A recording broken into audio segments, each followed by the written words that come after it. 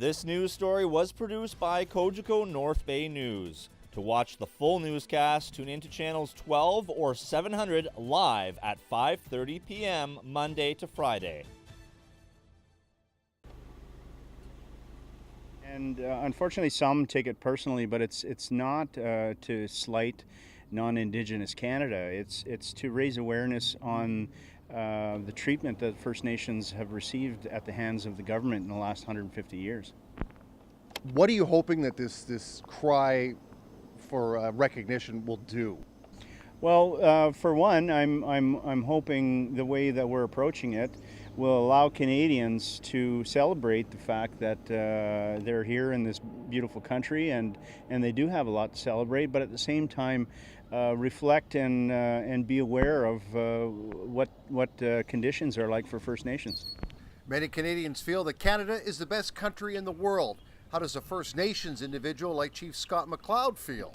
I believe Canada has the potential to be the best country in the world, and I think things like the treatment to the First Peoples of this country is what's holding us back from being the best country in the world.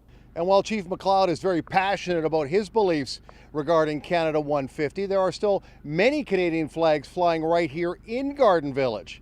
Mcleod admits not everyone is in lockstep with his feelings, and he says that's fine too. I don't necessarily speak for every single person. We all have political points of view, and not to say that we don't have any respect for the Canadian flag. That's not what this is about.